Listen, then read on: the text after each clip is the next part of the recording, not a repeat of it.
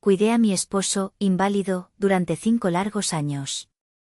Un día, el agua salpicó su celular y un vídeo reveló su cruel engaño. Su voz decía: ella nunca se irá, es demasiado tonta para dejarme. Si aún no estás suscrito al canal, haz clic en el botón de suscripción y activa la campanita para no perderte ninguna de nuestras historias. Tu apoyo significa todo para nosotros. Si esta historia te parece interesante, déjale un like. También me encantaría saber de qué ciudad eres, déjanos el nombre de tu ciudad en los comentarios. Ahora, empecemos con la historia. El aire de la tarde pesaba, denso y cargado con el polvo de un día que se negaba a morir. Mis llaves se sentían como piedras en la palma de mi mano mientras giraban en la cerradura. Cada día, el mismo ritual, el mismo sonido metálico que anunciaba mi regreso a una casa que había dejado de ser un hogar para convertirse en una tumba silenciosa. Dentro, el olor no era a comida caliente ni a limpio, sino a encierro, a quietud forzada, a enfermedad imaginaria. Dejé mi bolso en la mesita de la entrada, un bolso desgastado que contenía los restos de mi energía. 14 horas. 14 horas de estar inclinada sobre telas finas, con la aguja danzando entre mis dedos hasta que las yemas me ardían y mi espalda se convertía en un nudo de dolor. En el taller de don Anselmo, yo era la mejor. Mis manos podían crear maravillas con el bordado otomí, transformar hilos de colores en pájaros vibrantes y flores místicas. Mi talento era mi orgullo y, a la vez, mi condena. Era lo que pagaba las cuentas. Era lo que mantenía en pie este castillo de naipes. Fermín estaba donde siempre, hundido en el viejo sillón reclinable que se había amoldado a la forma de su resignación. Tenía 35 años, pero se movía con la pesadez de un anciano. La televisión, como siempre, estaba a un volumen demasiado alto, llenando el silencio con los gritos de un partido de fútbol que él no estaba realmente viendo. Sus ojos, antes llenos de la chispa arrogante del campeón de jaripeo, ahora eran opacos, fijos en la nada. Hasta que te dignas a aparecer, murmuró sin girarse. Su voz era un gruñido bajo, áspero. No respondí. ¿Qué podía decir? Me quité los zapatos, sintiendo el alivio inmediato en mis pies hinchados. Fui a la cocina y la visión me golpeó como una bofetada. El fregadero estaba lleno de platos sucios, vasos con restos de leche y un sartén con grasa reseca. Un suspiro se me escapó, un sonido tan familiar que ya ni lo notaba. Era el sonido de mi cansancio. Mientras abría la llave del agua, escuché a Fermín de nuevo. Me duele la espalda. Hoy el dolor ha estado terrible. No me he podido mover de aquí en todo el día. Asentí hacia la pared. Siempre era lo mismo. El dolor. Su eterno y fiel compañero. Mi carcelero. Desde el pasillo, una pequeña figura se asomó. Citlali. Mi estrella. A sus 8 años, había aprendido el arte de ser invisible. Se movía por la casa como un fantasma, con sus juguetes siempre en orden, sus lápices de colores sin hacer ruido sobre el papel. Me miró con sus ojos grandes y oscuros, los mismos ojos que alguna vez tuvo su padre, pero en ella había una sabiduría triste, una comprensión de la fragilidad de nuestro mundo que ningún niño debería tener. Le sonreí, una sonrisa que se sentía como una máscara de yeso. Ella me la devolvió, pequeña y fugaz, antes de volver a su cuarto. Sabía que no debía molestar a su padre. Sabía que mamá estaba cansada. Empecé a lavar los platos, el agua caliente aliviando un poco la tensión de mis manos. Mi mente viajó a las palabras de mi suegra, doña Genoveva, que había venido de visita sorpresa el domingo. Había inspeccionado la casa con sus ojos de halcón, criticando el polvo en los muebles, la sencillez de nuestra comida. Un hombre enfermo necesita cuidados, Amaranta, me había dicho, su voz untada de una falsa piedad. Necesita caldos, carne, comida de verdad. Es tu deber como esposa. Es la cruz que Dios te ha mandado y debes cargarla con devoción. Mi cruz. A veces sentía que la madera de esa cruz me estaba aplastando, astilla por astilla.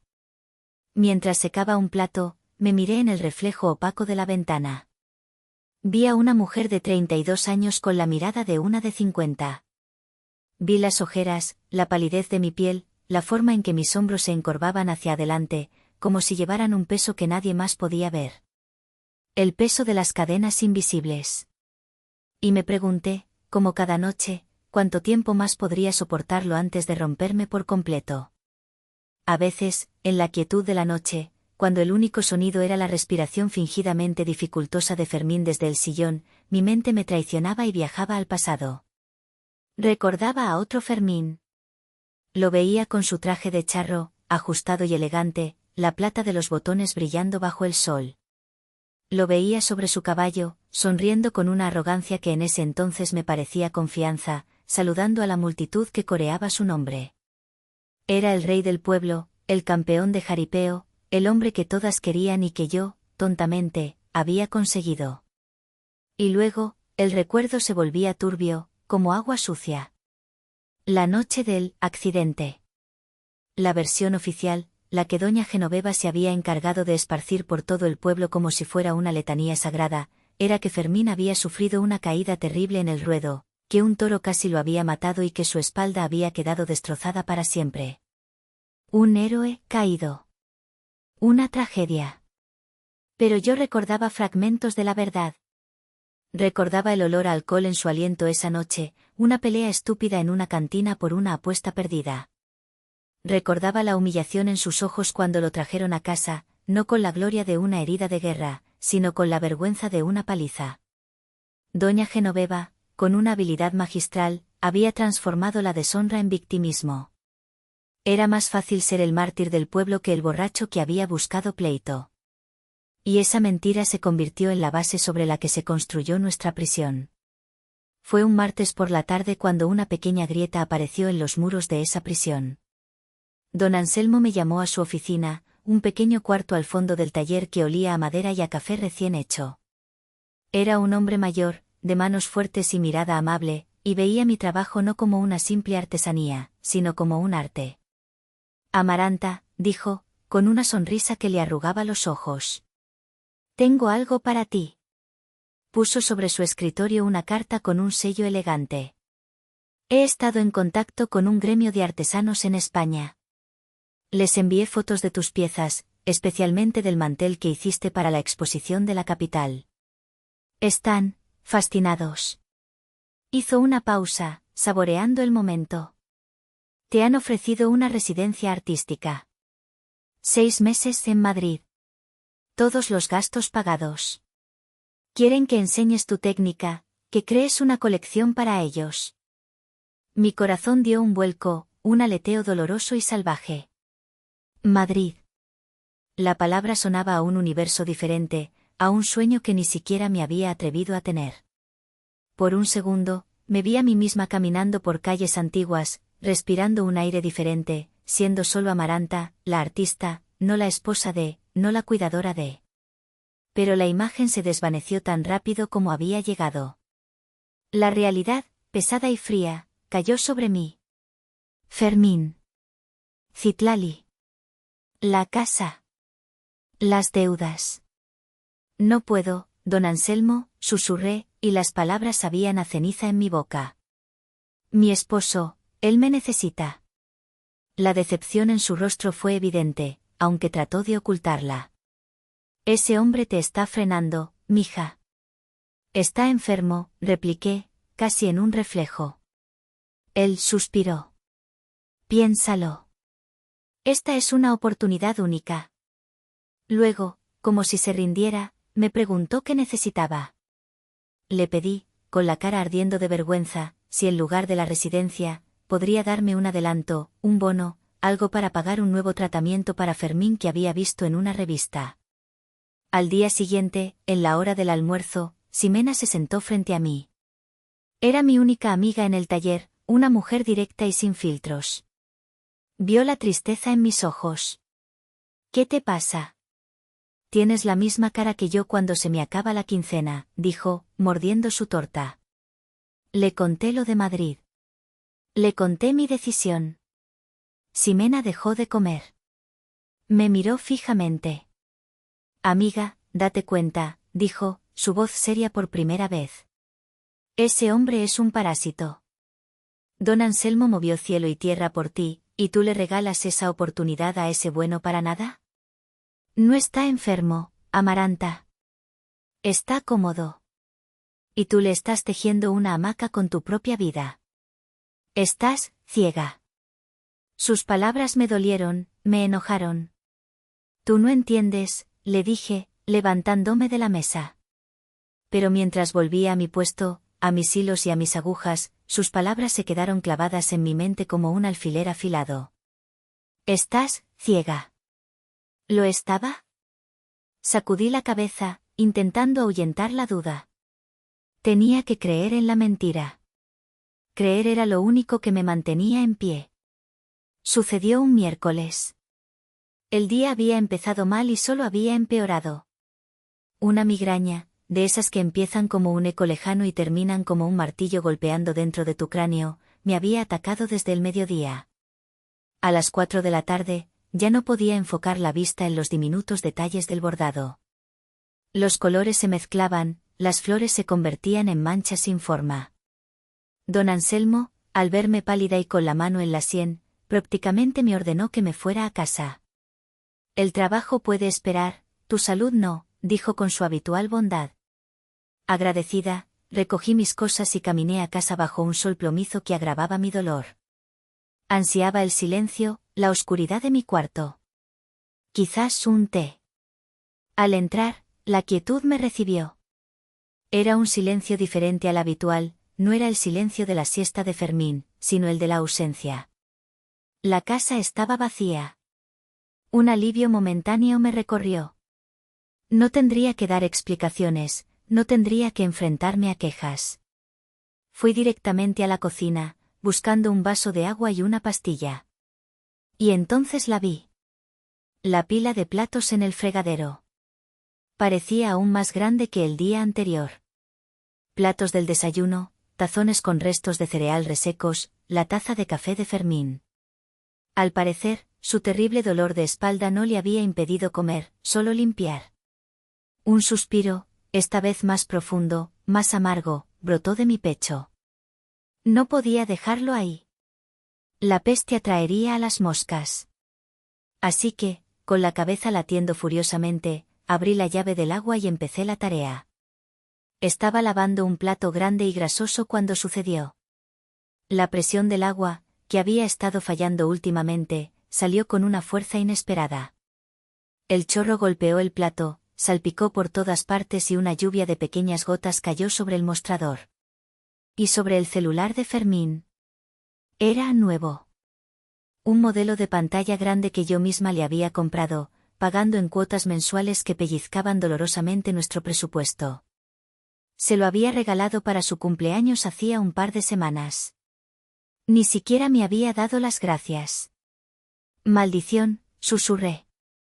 Dejé el plato y tomé el teléfono con manos temblorosas para secarlo con un trapo.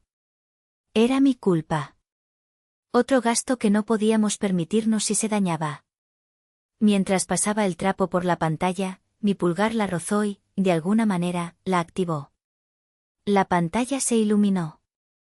No se abrió en el menú principal. Se abrió directamente en la galería de vídeos y, antes de que pudiera reaccionar, el vídeo más reciente comenzó a reproducirse automáticamente. El sonido me golpeó primero. Risas. Una risa femenina, aguda y burlona, y la risa más profunda y estruendosa de Fermín. Una risa que no le había escuchado en años. Una risa llena de vida y crueldad. Mis ojos se clavaron en la pantalla. La imagen era nítida, grabada en nuestro propio patio trasero. Brisa, mi prima de 19 años, sostenía el teléfono, filmando. Y allí estaba Fermín. De pie. No solo de pie, sino bailando. Se movía de forma torpe y exagerada, imitando a un anciano con la espalda rota. Daba unos pasos, se encorvaba dramáticamente, se quejaba con una voz falsa y aguda, y luego se enderezaba y soltaba una carcajada. Brisa también reía, casi sin aliento. «Ay, amor, pareces un viejito de verdad, así te ve la tonta de mi prima». Y entonces Fermín se detuvo, miró directamente a la cámara, a los ojos de Brisa, a mis ojos. Su rostro estaba rojo por la risa, sus ojos brillaban con una malicia que me heló la sangre.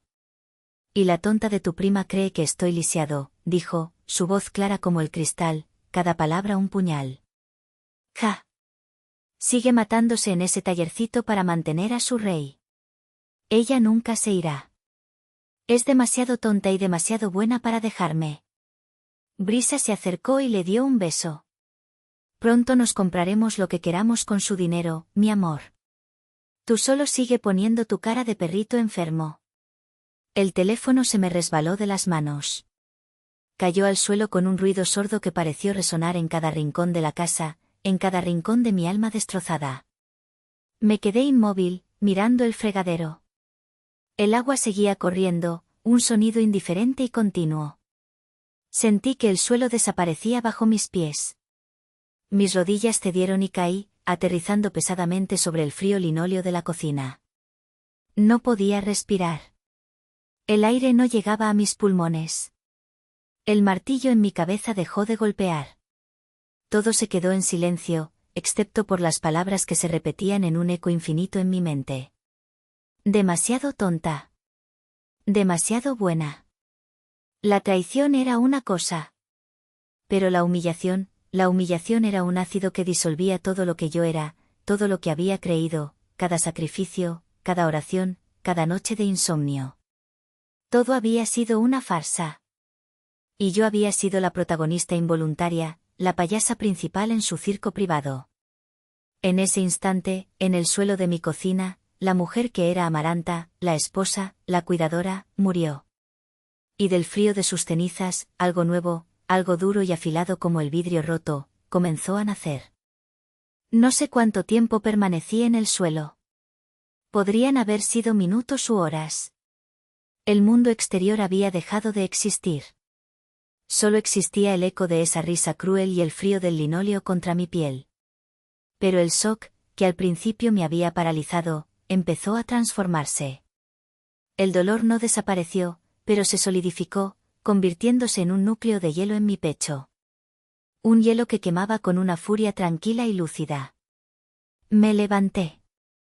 Mis movimientos eran lentos, deliberados, como los de un autómata. Ya no había lágrimas. Las lágrimas eran para la mujer que había existido antes de ver ese vídeo. La mujer que aún creía en el amor y el deber. Esa mujer estaba muerta. Mi primer acto fue agacharme y recoger el teléfono. La pantalla no se había roto. Lo desbloqueé. El código era la fecha de su mayor victoria en el jaripeo. ¡Qué irónico! Fui a la galería, encontré el vídeo y, sin dudarlo, me lo envié a mí misma, a una nueva dirección de correo electrónico que creé en ese mismo instante con un nombre anónimo y una contraseña indescifrable. Luego, borré el vídeo del teléfono de Fermín, y después borré el correo enviado de su cuenta. No dejé rastro. Mi mente, que durante años había estado nublada por la fatiga y la culpa, ahora funcionaba con una claridad aterradora. Sabía exactamente lo que tenía que hacer. Esto no sería una explosión de ira, una escena de gritos y platos rotos. Eso era lo que ellos esperarían. No, esto sería una demolición. Silenciosa, metódica y total. Fui a nuestra habitación, al armario donde guardaba una caja de metal con nuestros documentos importantes. Con manos firmes, saqué mi acta de matrimonio, el acta de nacimiento de Citlali, y todos los recibos de servicios de los últimos 5 años que estaban a mi nombre. El predial, la luz, el agua. Luego, busqué mis recibos de nómina, los extractos bancarios que demostraban que cada peso que había entrado en esa casa provenía de mi trabajo. Saqué mi propio teléfono y, con una paciencia que me sorprendió, fotografié cada documento, uno por uno. Cada foto era nítida, cada número legible. Creé una carpeta en un servicio de almacenamiento en la nube, protegido por otra contraseña nueva, y subí cada imagen. Cada foto era una bala. Y yo estaba cargando mi arsenal. Cuando terminé, me sentí extrañamente en calma. El dolor de cabeza había desaparecido, reemplazado por una concentración absoluta. Entonces, llamé a Ximena. Hola, dije, mi voz sonaba extraña, plana. Amaranta, ¿estás bien? Te oyes rara. Tenías razón, dije, sin preámbulos. Tenías razón, en todo. Necesito tu ayuda. Y necesito que no le digas a nadie. A nadie, Ximena. Hubo un silencio al otro lado de la línea. Luego, la voz de Ximena, desprovista de su habitual sarcasmo, dijo, lo que necesites, amiga. Dime, ¿qué hacemos? Mañana, ¿puedo usar tu computadora en el almuerzo? No quiero usar la de la casa. Claro, ¿para qué? Para reservar un vuelo a Madrid, respondí. El siguiente paso fue llamar a don Anselmo. Marqué su número personal, el que me había dado para emergencias. Don Anselmo, soy Amaranta. Mija, ¿estás mejor? ¿Te sirvió descansar? Sí, mucho, dije, y por primera vez en mucho tiempo, no estaba mintiendo. Me sentía mejor que nunca. Me sentía despierta. Lo llamo por lo de la residencia en Madrid, ¿todavía está disponible la oferta? Pude sentir su sorpresa a través del teléfono. Sí, claro que sí. Les dije que intentaría convencerte. No necesita convencerme, afirmé, mi voz sólida como una roca. La acepto. Dígales que la acepto. Iré con mi hija, ¿cuándo tengo que estar allí? Colgué el teléfono y miré por la ventana. El sol comenzaba a ponerse, tiñendo el cielo de naranja y púrpura. Era hermoso. Y por primera vez en años, sentí que yo también tenía derecho a un amanecer. Mi propio amanecer. La demolición había comenzado. Los siguientes días fueron una obra de teatro. De cara al exterior, yo era la misma Amaranta de siempre. Me levantaba temprano, preparaba el desayuno, me iba a trabajar, volvía, limpiaba, cocinaba. Cumplía con mis movimientos con una precisión robótica, un cascarón vacío que ocultaba el torbellino de planes que se gestaba en mi interior. Fermín, ajeno a todo, seguía con su rutina de quejas y demandas. No notó nada. ¿Por qué lo haría? En su mundo, yo era un mueble más de la casa, una pieza funcional y predecible. Con la ayuda de Ximena, todo se fue alineando. Usé su computadora para confirmar los vuelos, para inscribir a Citlali en una escuela pública en Madrid cerca del apartamento que el programa de residencia me proporcionaría, y para tener una primera videollamada con Isabel, la abogada que don Anselmo me había recomendado. Era una mujer de mirada penetrante y sonrisa afilada que, tras escuchar mi historia y ver la evidencia que le mostré a través de la pantalla, simplemente dijo, prepárate para ser libre, Amaranta. La noche antes de nuestro vuelo, con las maletas ya hechas y escondidas en el cuarto de Citlali, supe que era el momento. Mi hija dormía, ajena a la revolución que estaba a punto de suceder en su vida. Fui a la sala. Fermín estaba viendo una película de acción, el volumen tan alto que las paredes vibraban. Me paré frente a él, bloqueando su visión. Muévete, que no veo, dijo, irritado. No me moví. Esperé a que levantara la vista. Cuando sus ojos se encontraron con los míos, su fastidio se convirtió en confusión. Mi expresión no era la de siempre. No había cansancio ni sumisión. Había algo más, algo que no supo descifrar. Mañana, Citlali y yo nos vamos a Madrid, dije, mi voz tranquila, casi conversacional. Tengo una oportunidad de trabajo allí. Nos iremos por 6 meses. Primero, parpadeó. Luego, una sonrisa torcida se dibujó en su cara, y finalmente, soltó una carcajada. Una risa hueca, llena de desprecio.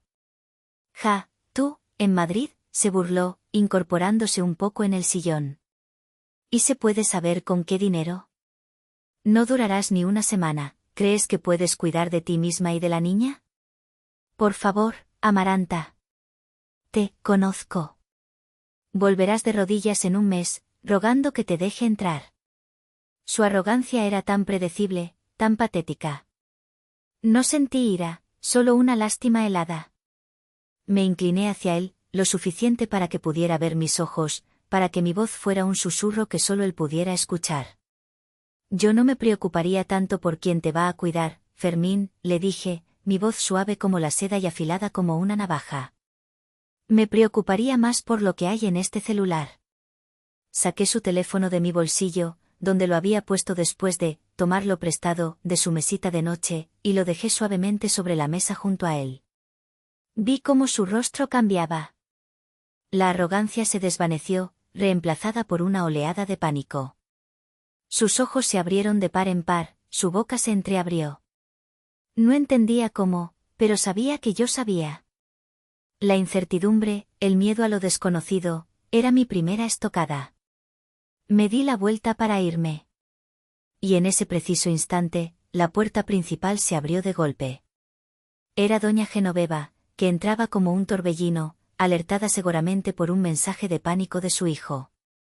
«¿Qué es esto de que te vas?», gritó, su cara congestionada por la furia. «Malagradecida, después de todo lo que hemos hecho por ti, dejas a tu marido enfermo». Yo seguí caminando hacia mi cuarto. Ximena, que había venido con el pretexto de despedirse y ayudarme a sacar las maletas de madrugada, estaba de pie junto a la puerta, observando la escena en silencio. La voz de doña Genoveva se volvió un chillido agudo y desesperado. «Te di un techo, te di a mi hijo, yo falsifiqué papeles del doctor para protegerlo y así me pagas». Me detuve en el umbral de mi puerta. Me giré lentamente. Vi la cara de horror de Fermín al escuchar la confesión de su madre. Y vi, por el rabillo del ojo, a Ximena, que con un movimiento rápido y discreto, bajaba su teléfono, en el cual la luz roja de la grabación de audio acababa de apagarse. La segunda bala para mi arsenal acababa de ser forjada. Y era más poderosa de lo que jamás hubiera imaginado. El aire de Madrid era diferente. No era solo más frío y seco que el de mi pueblo, se sentía más ligero, como si la atmósfera misma contuviera menos peso, menos juicios. Cuando el taxi nos dejó frente al edificio de apartamentos en el barrio de Malasaña, sentí que estaba entrando en una nueva dimensión. El apartamento era pequeño, pero las ventanas eran enormes y dejaban entrar una cascada de luz que inundaba cada rincón. No había oscuridad, no había olor a encierro. Olía a pintura fresca, a madera nueva, a comienzos. Citlali fue la primera en sentir el cambio. Después de días de silencio y confusión, esa primera tarde en Madrid, la escuché reír. Una risa de verdad, sonora y cristalina, mientras perseguía a las palomas en la plaza del 2 de mayo. Esa risa fue la confirmación de que había tomado la decisión correcta. No solo me estaba salvando a mí, la estaba salvando a ella. La residencia artística fue mi santuario y mi campo de entrenamiento. Me sumergí en mi trabajo como nunca antes. El dolor y la furia que había sentido se canalizaron en mis manos, en mis agujas, en mis hilos. Mis bordados cambiaron. Los colores se volvieron más intensos, las formas más audaces. Empecé a contar historias en mis telas, historias de jaulas rotas, de pájaros emprendiendo el vuelo, de raíces que se convertían en alas. Mi arte, que antes había sido mi medio de supervivencia, ahora era mi lenguaje, mi terapia, mi grito de liberación.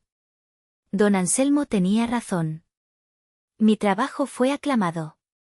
Los otros artistas de la residencia, gente de todo el mundo, miraban mis piezas con un respeto que yo nunca había conocido. No veían a la esposa de un inválido, a una costurera de pueblo. Veían a una artista. Y lentamente, yo también empecé a verme de esa manera. Una semana después de mi llegada, tuve mi primera reunión en persona con Isabel, la abogada. Su oficina era moderna y minimalista, y ella, con su traje impecable y su mirada directa, irradiaba una competencia que me dio una fuerza inmensa. Le entregué todo. La copia del vídeo, la grabación de la confesión de doña Genoveva, las fotos de cada documento que había recolectado. Puse mi vida de los últimos 10 años sobre su escritorio. Ella revisó todo en silencio, asintiendo de vez en cuando. Cuando terminó de escuchar la grabación de mi suegra, una sonrisa delgada y peligrosa apareció en sus labios. Amaranta, dijo, juntando las manos sobre la mesa. Esto no es solo un divorcio. Esto es una obra de arte. Tienes evidencia de fraude, de coerción, de manipulación emocional y financiera. No vamos a pedir un divorcio. Vamos a exigirlo. Y vamos a asegurarnos de que no te quede ni un solo hilo atado a esa gente. 2 semanas después, la guerra comenzó. Como era de esperar, los primeros disparos vinieron de México. Recibí correos electrónicos de Fermín, primero suplicantes, luego amenazantes. Vuelve, Amaranta, te perdono. Si no vuelves, te quitaré a la niña. Luego, las llamadas de doña Genoveva a mi nuevo número español, que Ximena me había conseguido. Eran mensajes de voz llenos de insultos y maldiciones bíblicas. Yo no respondí a nada. Le reenvié todo a Isabel. Su respuesta fue iniciar formalmente el proceso de divorcio desde España, amparado por los tratados internacionales. La primera notificación oficial llegó al abogado que Fermín, con el poco dinero que le quedaba, había contratado. La respuesta de su abogado fue un documento arrogante y ridículo. Exigían una pensión vitalicia para Fermín por su discapacidad, la posesión total de la casa que yo había pagado, y la custodia completa de Citlali, alegando que yo la había secuestrado, y era una madre inestable. Leí el documento y sentí un escalofrío. Pero Isabel, en nuestra llamada, se rió. Excelente, dijo, su voz vibrando de anticipación. Han mordido el anzuelo. Pensaron que eras la misma mujer asustada que se fue de México. Ahora, vamos a enseñarles a quién están enfrentando en realidad. Prepárate, Amaranta. La demolición está por comenzar. La estrategia de Isabel fue una clase magistral de guerra psicológica y legal. No lanzó todo su arsenal de una vez. Lo hizo en oleadas, cada una diseñada para desmantelar un pilar de la arrogancia de Fermín y su madre. El primer golpe, la realidad financiera. La respuesta al ridículo pliego de peticiones de su abogado fue un correo electrónico escueto y profesional de Isabel. No contenía amenazas, solo hechos. Adjunto venía un archivo PDF de 50 páginas. En él estaban las fotografías de cada recibo de nómina mío de los últimos 5 años, cada pago de hipoteca, cada factura de luz, agua y predial a mi nombre. Estaba acompañado de un análisis contable simple que demostraba que el 98% de los ingresos y el 100% de los pagos del hogar provenían de mi trabajo. El correo terminaba con una frase: adjuntamos la evidencia de las contribuciones financieras de nuestra cliente al patrimonio conyugal. Esperamos una contraoferta realista. Según me contó Ximena, quien tenía un primo trabajando en el despacho de ese abogado, el documento causó pánico. El abogado de Fermín lo llamó y le gritó por no haberle dicho que yo era el único sustento. La siguiente comunicación de su parte fue significativamente más humilde. Retiraron la petición de la casa completa y redujeron la solicitud de pensión a la mitad. Pero aún exigían la custodia de Citlali. El segundo golpe, la traición visual. Siguen sin entender, me dijo Isabel por teléfono. Creen que todavía tienen la ventaja moral. Es hora de quitársela. El siguiente correo de Isabel fue aún más corto. Considerando que su cliente basa su petición de custodia en la supuesta inestabilidad de la señora Amaranta, y su reclamo de pensión en su condición física, creemos que el siguiente material audiovisual podría ser de interés para el tribunal. Adjunto, un solo archivo de vídeo, el clip de Fermín bailando y burlándose de su propia cojera, con Brisa como su cómplice. El silencio desde México fue total durante 3 días. No hubo respuesta. Ximena me contó que Fermín había tenido un ataque de ira, que había roto cosas en la casa y que le había gritado a su madre que todo era su culpa. Su abogado le había dicho que con ese vídeo, cualquier reclamo de discapacidad severa era indefendible y que su imagen como padre, víctima, estaba destruida. El jaque mate, el fraude y la confesión. Cuando finalmente respondieron, su postura era de una derrota casi total. Ofrecían renunciar a la pensión y a la custodia, pidiendo solo el 50% del valor de la venta de la casa. Era su último intento de sacar algo de provecho. Isabel sonrió cuando le leí el correo. Casi hemos terminado, dijo. Es hora del golpe de gracia. Su último correo fue una obra de arte de la intimidación legal. Estimado colega, comenzaba.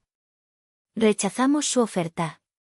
Sin embargo, estamos dispuestos a ofrecer un acuerdo final.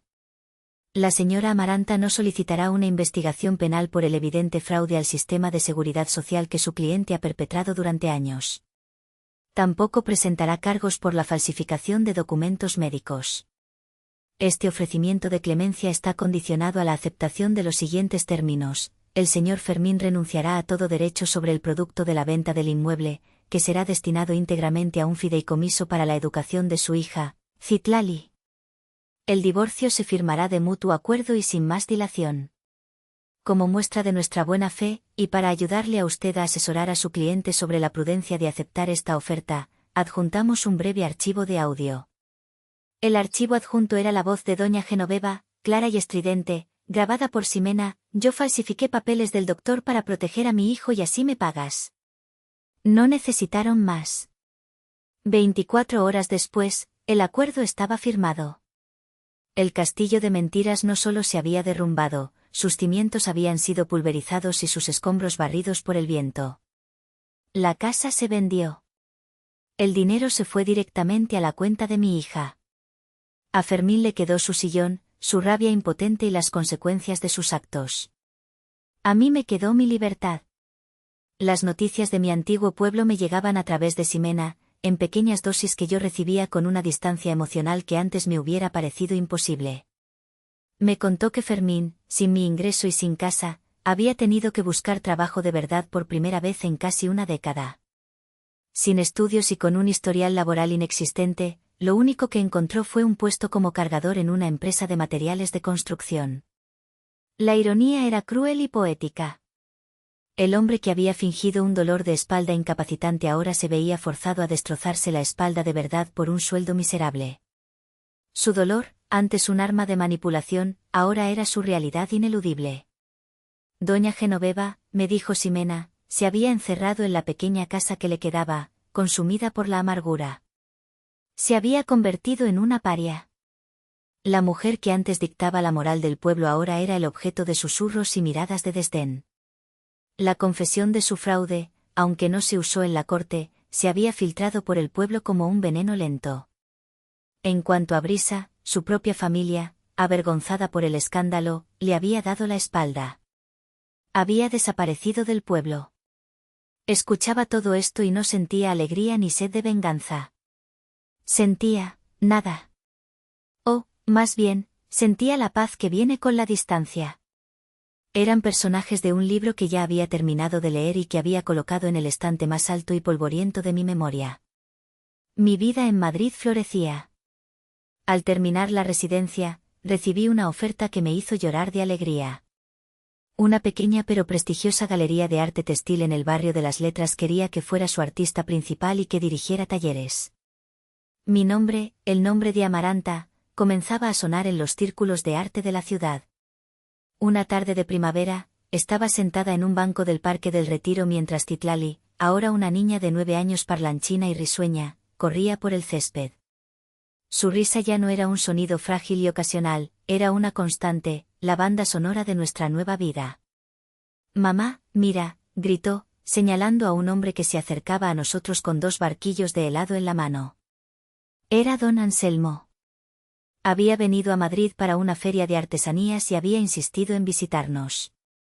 Me entregó el helado de chocolate y se sentó a mi lado, mirando a Citlali con una sonrisa de abuelo orgulloso.